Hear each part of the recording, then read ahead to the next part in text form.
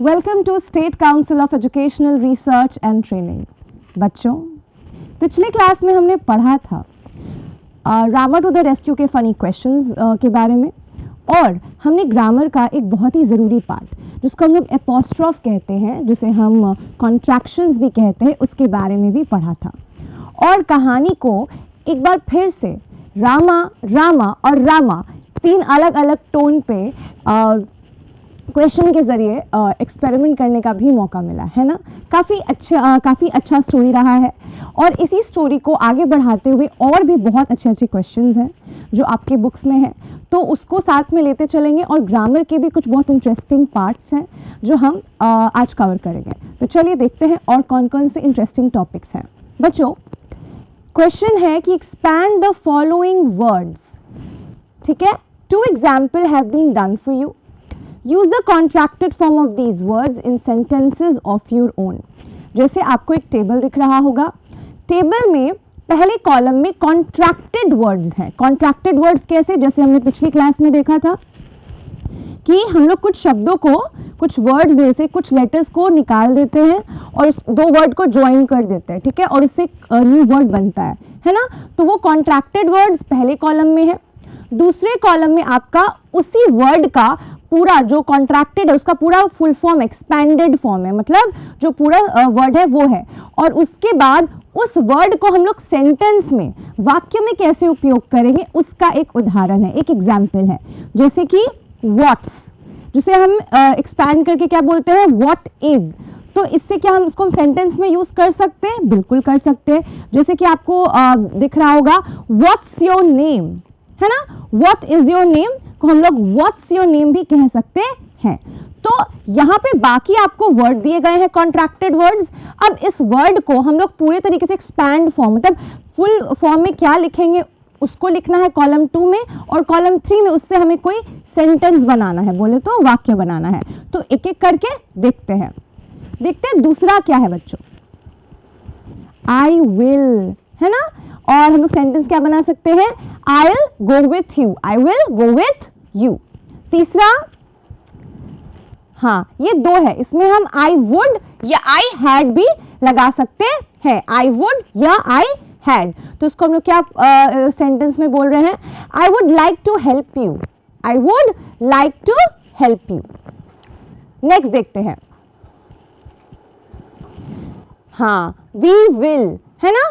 वो we will है उसका एक्सपैंडेड फॉर्म, और उसको हम लोग वाक्य में कैसे यूज कर सकते हैं, वी विल रीच सून, हम लोग जल्दी पहुंचेंगे, वी विल रीच सून। अब देखते हैं दैट्स का क्या है, दैट इज, है ना। दैट्स माई फ्रेंड, वो मेरी दोस्त है। अब अगला देखते हैं, वी आर रेडी, हम रेडी हैं। दूसरा देखते हैं, डोंट को हम लोग एक्सपैंडेड फॉर्म में क्या कहते हैं बच्चों, डू नॉट, है ना। मतलब डोंट बी लेट नहीं होने का है ना। तो ये वर्ड्स है, उसके एक्सपैंडेड फॉर्म है और उसके सेंटेंस है। अब हमारे पास बच्चे हैं 2 देखते हैं, ये क्या है, यू विल लव दिस, है ना। आपको ये बहुत अच्छा लगेगा। अब लास्ट देखते हैं क्या है, must have, he must have forgotten मतलब होता है भूलना, वो जरूर से जरूर भूल गया होगा। तो ये जो हमने किया एक्सरसाइज, इसमें क्या था बच्चों, बहुत ही फन एक्सरसाइज था। हमने देखा कि कॉन्ट्रैक्टेड वर्ड्स है, उसके बाद उसके एक्सपैंडेड फॉर्म है, और उसको हम लोग वाक्य में कैसे, सेंटेंस में कैसे यूज करते हैं। काफी अच्छी एक्सरसाइज थी। चलिए चलते हैं अगली एक्सरसाइज पर। अगला सवाल है बच्चों, study the highlighted words and the words in the bracket in the following sentences from the story. ये कुछ सेंटेंसेस हैं जो आपके स्टोरी से ही लिया गया है, और सेंटेंस के एंड में कुछ आपके हाइलाइटेड वर्ड्स हैं, ठीक है। और आप इसको बहुत अच्छे से देखना, क्योंकि आगे चल के ना इससे जुड़ा हुआ हमें कुछ बहुत अच्छा चीज मिलेगा, इंटरेस्टिंग। जैसे कि पहला है, आई am feeling so sleepy, I am feeling so sleepy, जो हस्बैंड ने स्टार्टिंग में बोला था वाइफ को जैसे वो घर आया था। तो इसमें क्या है, am plus feel plus ING, है ना। वैसे दूसरे सेंटेंस में देखना आप, what are you looking at, किस चीज को देख रहे हो, I plus look plus ing। अब तीसरा देखना बच्चों, somebody is trying to get in, कोई अंदर आने की कोशिश कर रहा है, इसमें is plus try plus ing। अब देखना एक पैटर्न रिपीट हो रहा है। उसके बाद D, they are saying something, they are, वो कुछ कह रहा है, are plus say plus ing। फिर perhaps they are talking about their money, जो वो thief था, जो चोर था, वो बोलता है ओ मे बी लोग अपने पैसे के बारे में बात कर रहे हैं, तो इसमें are plus talk plus ing। तो इन सारे सेंटेंस में हमने देखा होगा बच्चों, एक हेल्पिंग वर्ब फिर एक वर्ब प्लस ing रिपीट हो रहा है। अब ये वर्ब क्या होता है, हेल्पिंग वर्ब क्या होता है ना, इसके बारे में हम चलते हैं नेक्स्ट, पढ़ते हैं, समझते हैं क्या ये पैटर्न है और ये रिपीट क्यों हो रहा था और ये क्वेश्चन में क्या बताना चाह रहा है। Let's see. चलो, आपने जो सेंटेंस पढ़ा ए से लेकर के ई तक, तो उसमें बच्चों ये बताओ कि ए से ई जो सेंटेंस था, जो वाक्य थे, वो किसकी ओर इशारा कर रहे थे, वो जो एक्शंस हो रहे थे कि I am feeling so sleepy, maybe they are talking about their money, ये सारे जो वाक्य हैं ये कौन से एक्शन, कौन सी क्रियाओं के बारे में बता रहे हैं, किस चीज पे रेफर कर रहे हैं। 3 ऑप्शन दिए गए हैं आपको। पहला, are going on the time of speaking, are going on at the time of speaking, ये जो एक्शंस है ये कब हो रहे हैं, जब बोला जा रहा है तभी वो सारा एक्शन उसी वक्त हो रहा है, पहला। दूसरा, हैपेंड इन द पास्ट, वो ऑलरेडी हो चुका है। तीसरा, will take place in the future, या फिर वो भविष्य में होगा। आप खुद सोचो बच्चों, I am feeling sleepy, maybe they are talking about their money, मुझे थोड़ा नींद जैसा महसूस हो रहा है। और क्या था, एक लाइन था, मे बी, काश, शायद वो अपने पैसों के बारे में बात कर रहे हैं। आप अगर वाक्य पे ध्यान दोगे तो आपको समझ में आएगा कि क्या ये जब बोला जा रहा है उस टाइम की बात है, बीत चुकी है, या फिर आने वाला उसकी बात हो रही है। बहुत इजी है, इसका ऑप्शन क्या होगा बच्चों, देखते हैं, हम आंसर देखते हैं। हाँ, सेंटेंस ए से ई जो है वो सारे एक्शन के बारे में रेफर कर रहा है, बात हो रही है, that is going on at a time of speaking. जब वो वाक्य को बोला जा रहा है, वो क्रिया उसी वक्त, that action is taking place at that time only. ठीक है, तो आपको एक चीज समझ में आ गई, वो सारे सेंटेंस में एक चीज कॉमन थी, मतलब एक चीज कॉमन है। क्या कॉमन है, कि वो सारे जो सेंटेंस है वो ये बता रहे हैं कि वो सारी जो क्रियाएं हैं वो बोलने के समय हो रही है।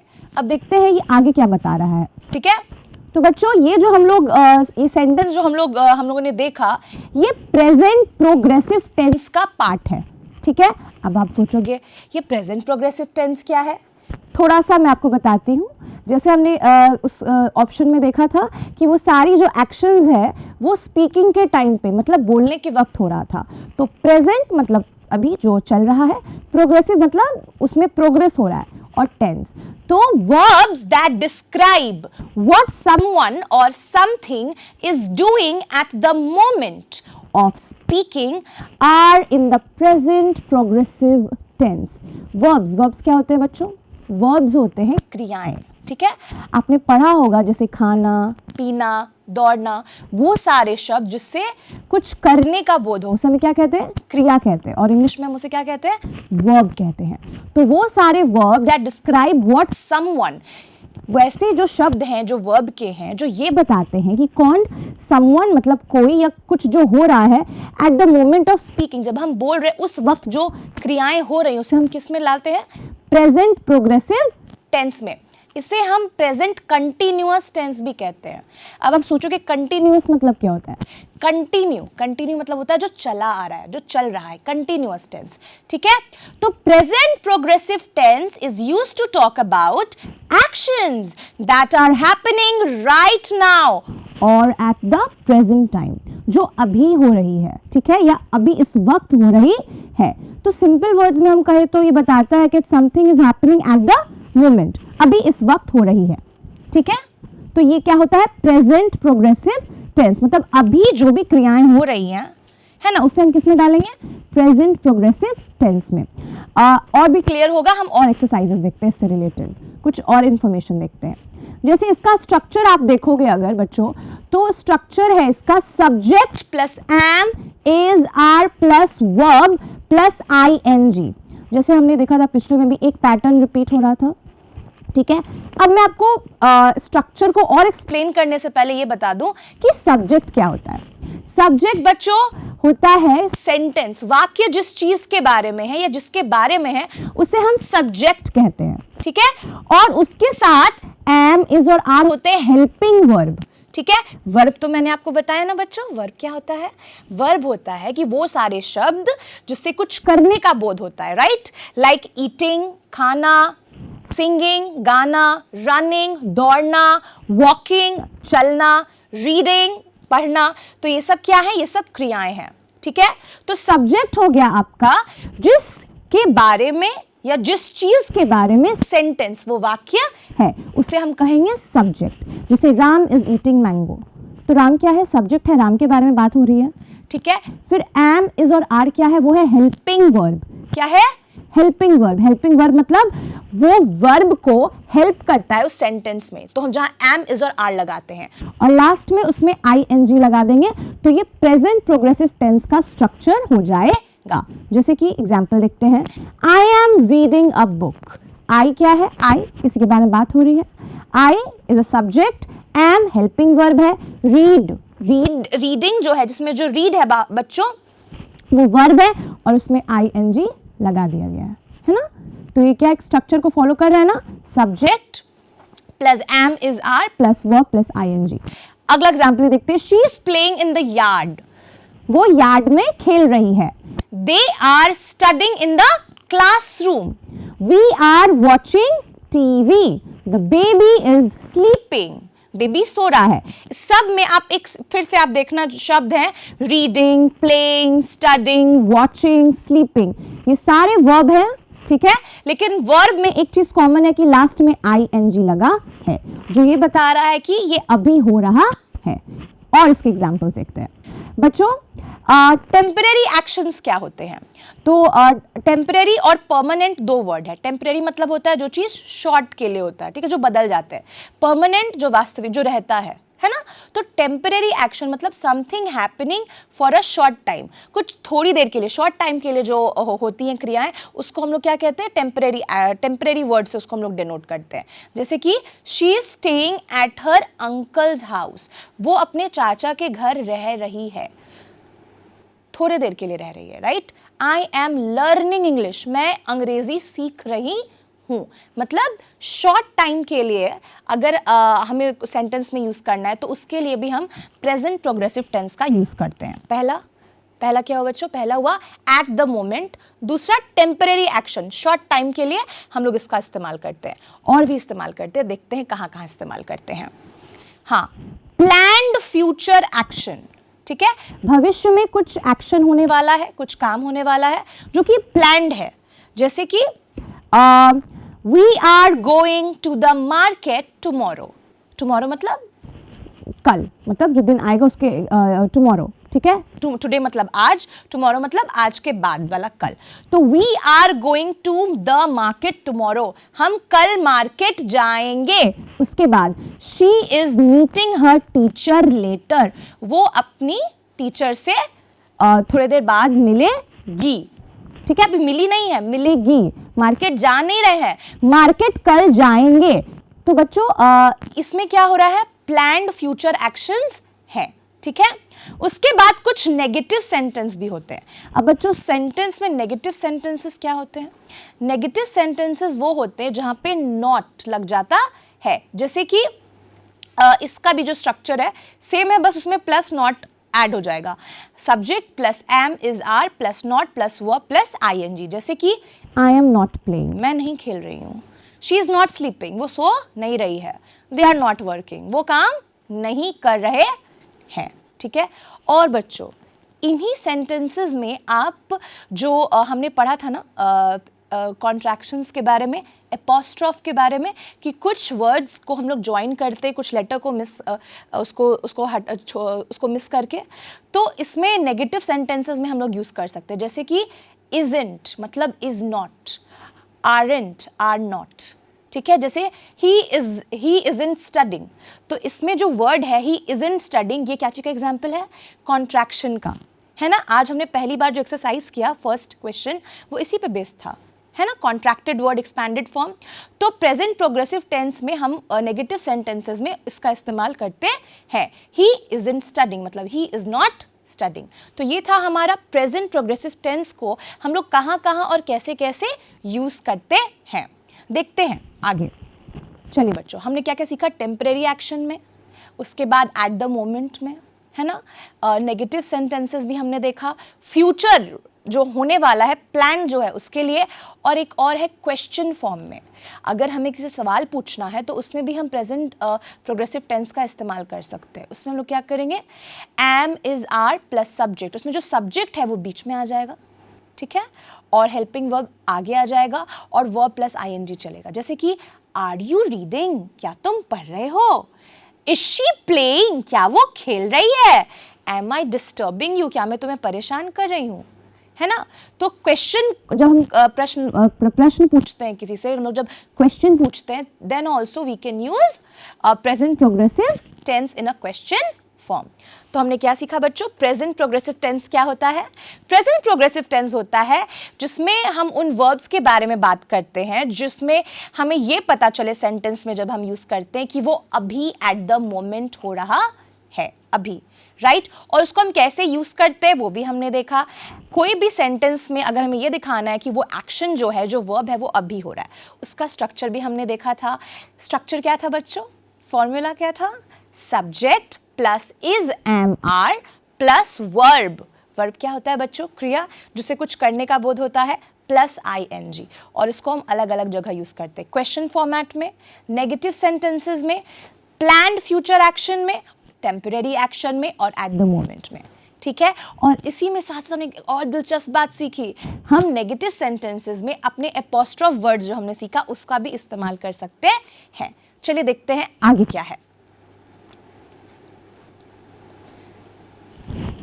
तो बच्चों, प्रेजेंट प्रोग्रेसिव टेंस को समराइज करते हुए एक सिंपल सा डेफिनेशन अगर आपसे कोई पूछे कि बच्चों जरा बताओ प्रेजेंट प्रोग्रेसिव टेंस क्या होता है, तो आप क्या बोलोगे, present progressive tense describe an action that is happening right now.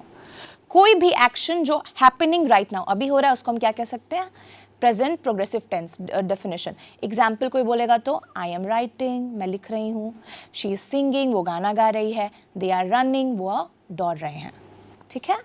आगे देखते हैं। चलिए अब बारी है कुछ फन एक्सरसाइजेस की। हमने पढ़ लिया प्रेजेंट प्रोग्रेसिव टेंस क्या होता है ना। और ये बहुत ही फनी है और बहुत ही अच्छी एक्सरसाइज है क्योंकि इसमें ऑप्शन भी दिया हुआ है ना। जैसे कि आई डैश इन ग्रेड, और ऑप्शन में क्या दिया हुआ है, am plus study plus ING, है ना। तो अब इसको जो है हमको भरना है, प्रेजेंट प्रोग्रेसिव टेंस हमने भरा उसको, तो एक एक करके देखते हैं कि उसमें क्या होगा।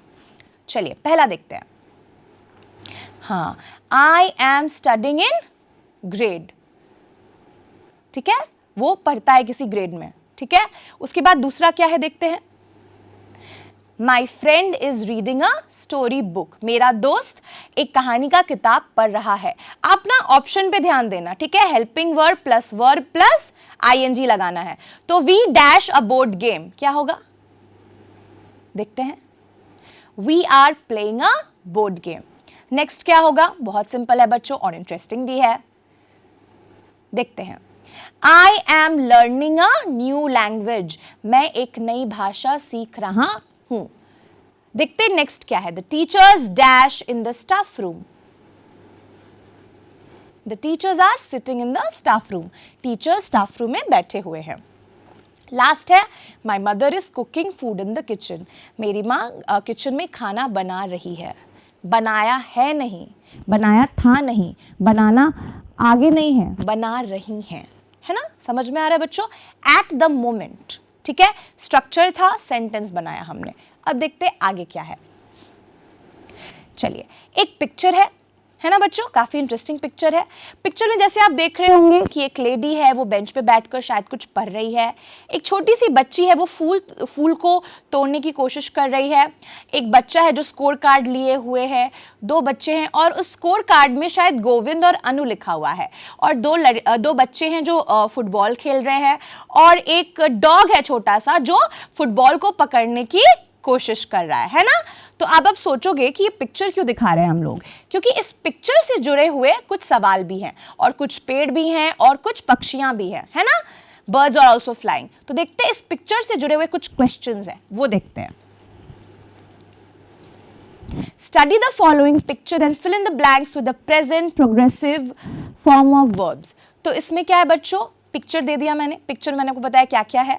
तो उसी पिक्चर से जुड़ा हुआ है कुछ क्वेश्चंस हैं, जैसे कि Govind and Anu dash football. Govind और अनु डैश फुटबॉल, क्या होगा बच्चों। तो हम देखा ना, कोई स्कोर कार्ड लिया हुआ था, तो गोविंद एंड अनु क्या फुटबॉल खेल रहे हैं ना, फुटबॉल। तो इसका आंसर क्या होगा, आर प्लेइंग फुटबॉल। ठीक है, और ये प्रेजेंट प्रोग्रेसिव टेंस में ही हमें भरना है। जैसे पेमा डैश फ्लावर्स, एक बच्ची थी ना वहां पे जो फ्लावर्स को कुछ कर रही थी, टच कर रही थी या फिर उसको प्लक कर रही थी। क्या होगा इसका, देखते हैं। Pema is touching flowers. उसके बाद है Anil dash the score card. एक बच्चा था जो स्कोर कार्ड लिया हुआ था, गोविंद और अनु का मार्क्स लिखा हुआ था उसमें।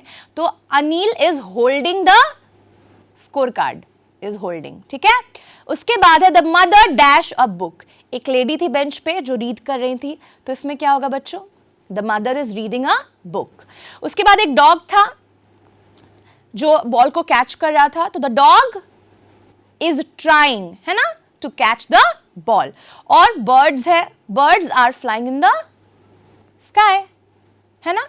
तो इन सब में क्या है बच्चों, इन सब में हम हेल्पिंग वर्ब का इस्तेमाल कर रहे हैं और साथ में आईएनजी जो स्ट्रक्चर है वही स्ट्रक्चर सेम है इसमें, और इसमें हम प्रेजेंट प्रोग्रेसिव टेंस का इस्तेमाल कर रहे हैं। तो मुझे लगता है प्रेजेंट प्रोग्रेसिव टेंस क्या होता है आपको थोड़ा थोड़ा क्लियर होगा, है ना। चलिए चलते हैं नेक्स्ट टॉपिक पे, एडवर्ब्स। अभी एडवर्ब्स क्या होते हैं, वर्ब्स मैंने बताया। वर्ब्स क्या होते हैं, क्रिया जिससे हमें कुछ करने का बोध होता है, खाना, डांस करना, गाना गाना, दौड़ना, है ना। अब एडवर्ब क्या होते हैं, वर्ब में कुछ ऐड हो गया, ऐसे ही समझ में आ रहा है एडवर्ब। ठीक है, जिसे हम हिंदी में क्रिया विशेषण कहते हैं बच्चों, है ना।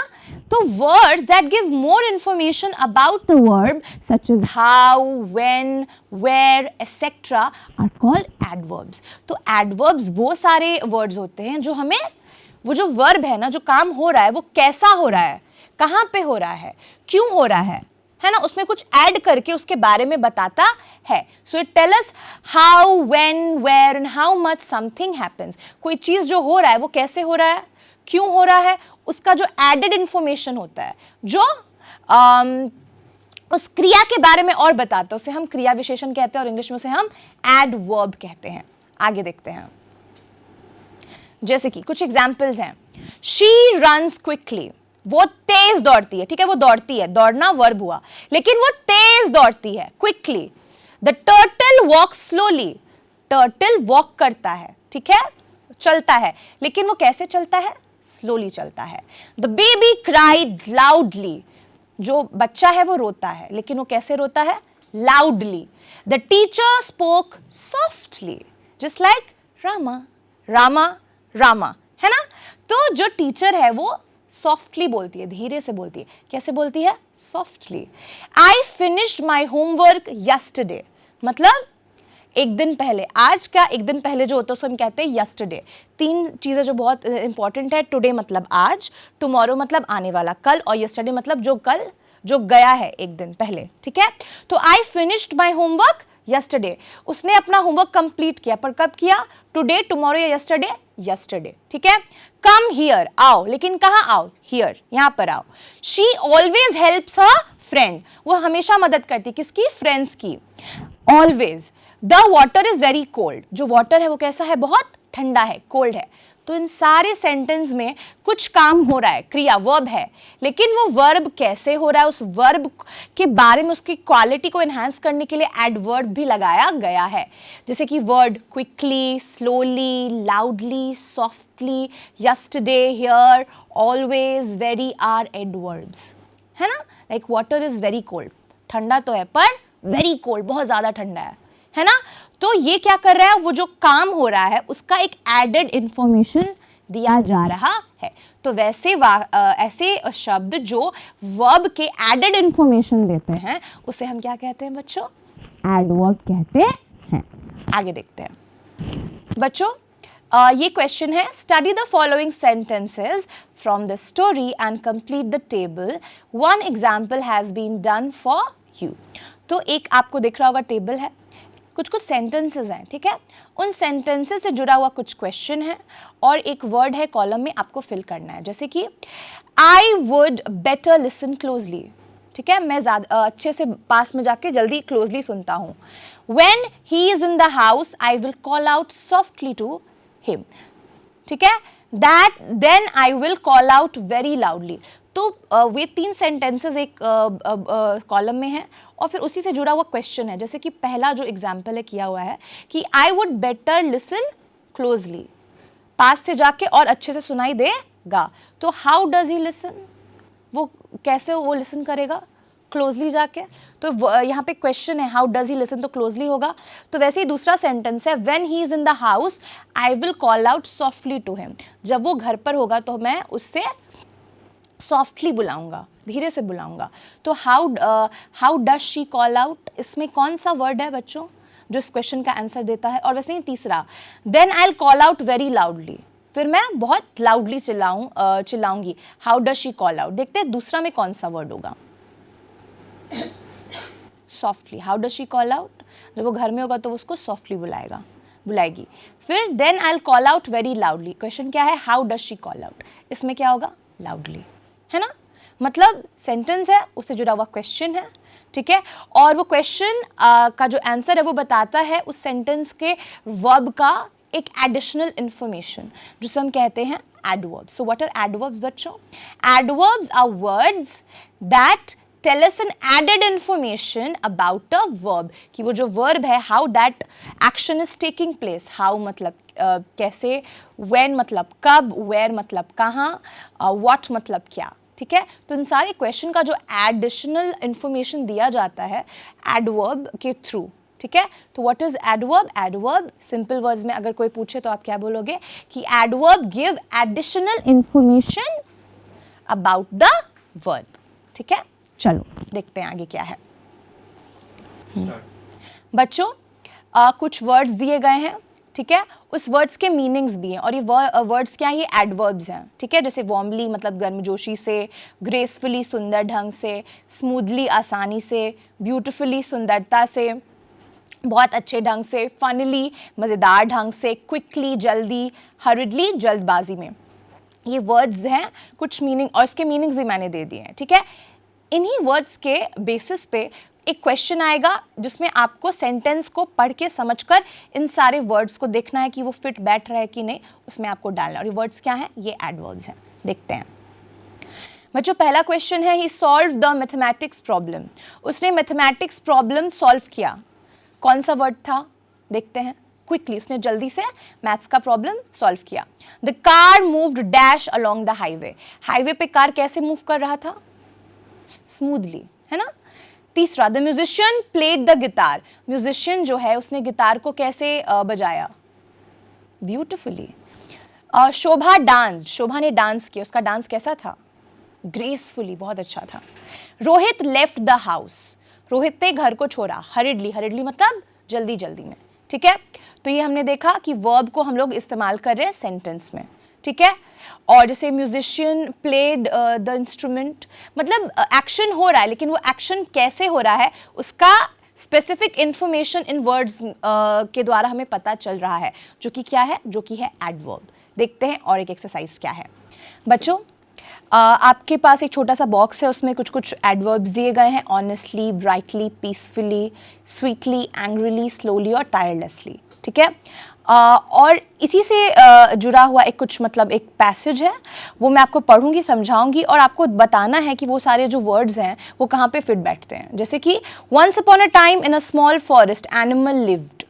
एक समय की बात है, एक जंगल में एनिमल्स रहते थे। वो कैसे रहते थे बच्चों, वो बताना है। The wise old tortoise moved.